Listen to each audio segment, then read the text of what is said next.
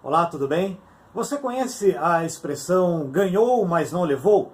No direito, nós utilizamos essa expressão quando a parte que entrou com a ação, depois de aguardar toda a tramitação do processo ao longo de anos, infelizmente, depois de passar em todas as instâncias, chegar ao final do processo e o juiz, a justiça, dizer, olha, está bem, você tem razão, você tem direito a receber esse valor, a ser indenizado no valor X, ela não consegue efetivamente receber essa importância. Pelo seguinte, o processo normalmente, em regra, quando seja um processo de cobrança, seja um processo de indenização, de maneira geral, ele é dividido em duas partes. No primeiro momento, se convence, se decide quem tem razão naquela discussão. Depois de decidido isso, a pessoa que se sagra vencedora no processo, ela vai pedir para que o juiz, olha, então, já que eu tenho razão, eu quero, por favor, avise a outra parte, comunique, intime a outra parte para que ela faça o pagamento. Se a pessoa não fizer, a outra parte não fizer o pagamento voluntariamente, aí começa o momento de execução, que nem sempre é simples, porque a outra parte, ela pode não ter bens, ou ela pode simular ou esconder a existência desses bens, e nem sempre isso termina bem. Ou seja, a pessoa, depois de aguardar todo o trâmite do processo até o final, ela pode, infelizmente, não receber aquilo que a justiça disse que ela teria direito. Para tentar minimizar isso, a justiça avançou há alguns anos. Uma medida muito comum, que já é conhecimento da maior parte das pessoas, é o Bacen-Jude, que é a penhora online.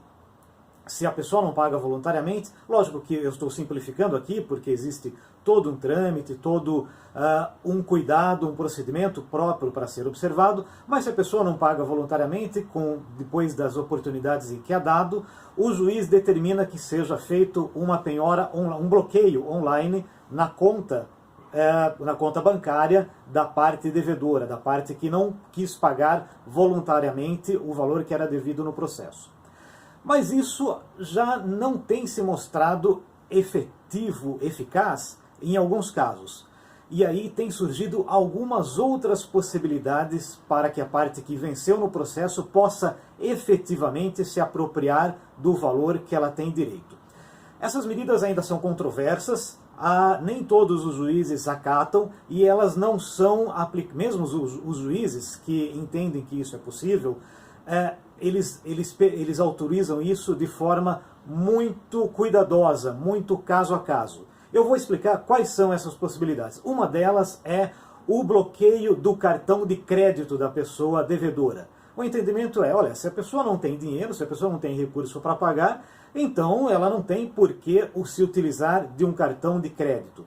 A outra medida é o bloqueio do passaporte da pessoa, a retenção do passaporte. Pela mesma lógica, se a pessoa alega que não tem recurso, que não tem como pagar o valor que é devido no processo, então não tem por que ela se utilizar do passaporte para fazer viagens internacionais e gastar um dinheiro que supostamente ela não tem, já que ela não paga o valor devido no processo. E uma outra medida também bastante controversa é a retenção da CNH do devedor, também pelo mesmo raciocínio.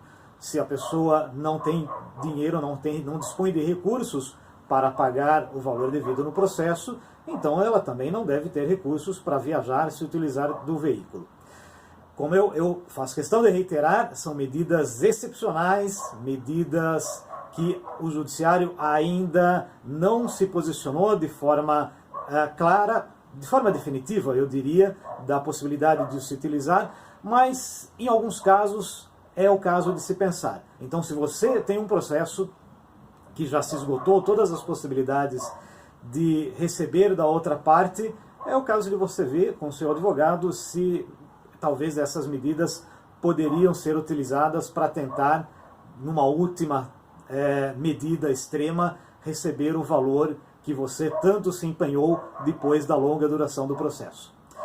É isso, até a próxima!